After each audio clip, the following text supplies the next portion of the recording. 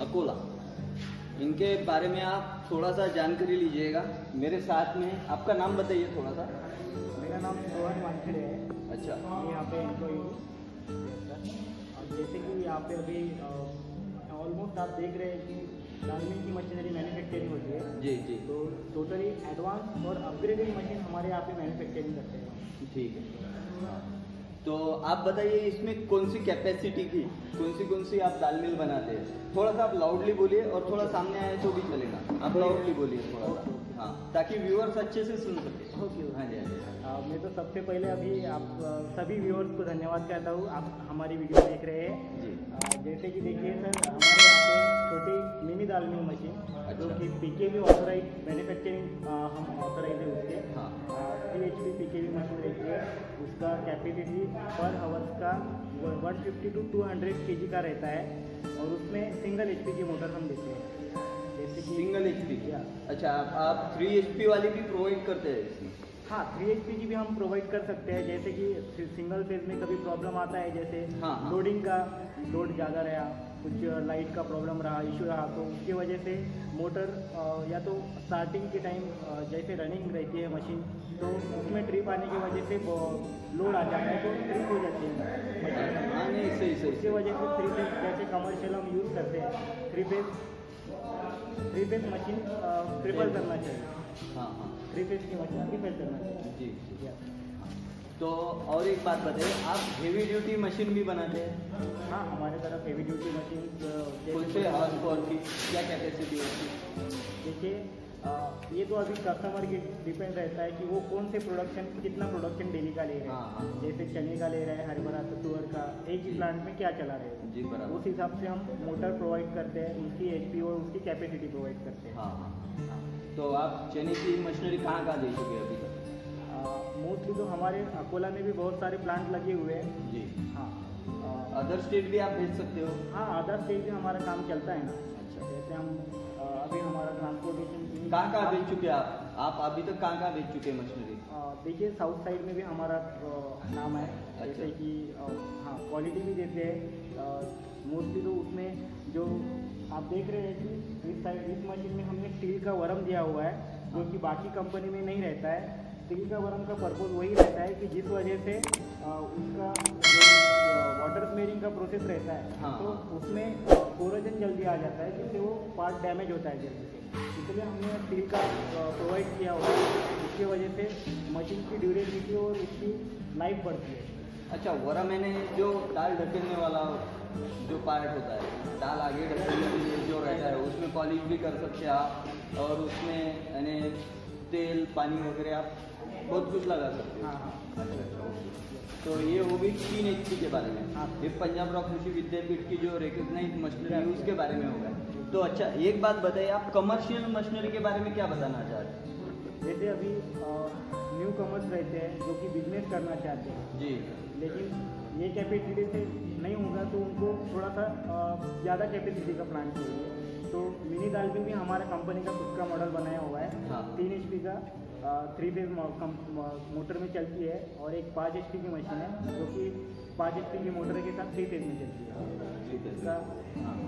और 3 HP का जो कैपेसिटी है सर, वो घंटे में 300-350 kg का आपका ग्रेडिंग कैपेसिटी है उसका। और दिन भर में आपको फिनिश गुड जो उसमें मिलने वाला है वो 700-800 kg तक का फिनिश गुड मिलेगा। अच्छा, दाल पे। तो ये होगा, समझ ले। आप अभी कोई नया व्यक्ति ये कोई बिजनेस करना चाहता है, तो इनको क्या बताना चाहेंगे आप कि कितना कमाई हो सकती है इसमें? देखिए, मैं तो अभी एक रियलिटी है इंडिया में, जब भी टोटली मैन्युफैक्चरिंग रहता है, यूनिट रहता है, तो उसमें खर्चा आपको सोचते हैं कि खर्चा आता है, मशीन इंस्टॉलेशन को खर्चा आता है, ट्रांसपोर्टेशन में खर्चा आता है।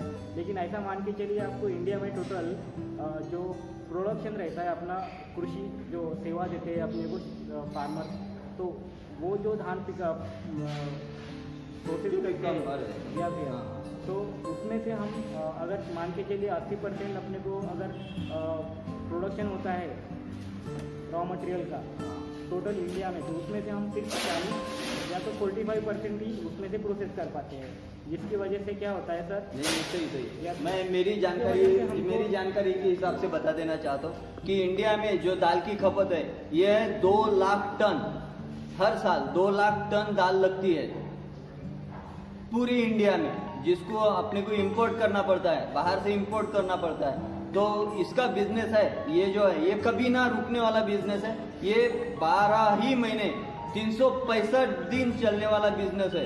इसको आप अच्छे से कर सकते हैं। हाँ जी, बताइए सर। तो उसकी वजह से क्या होता है सर, देखिए, तो हम उसको प्रोसेस करने में अनसक्सेसफुल रहते हैं ऑल ओवर इंडिया में। नहीं, वो तो है, मैं तो बता दे रहा हूँ कि इतनी सारी रिक्वायरमेंट है तो उसमें अपन फुलफिल नहीं है कि प्रोवाइड नहीं कर पा रहे हैं, और काफ़ी सारे लोग हैं इसको बिजनेस को कर ही नहीं रहे हैं।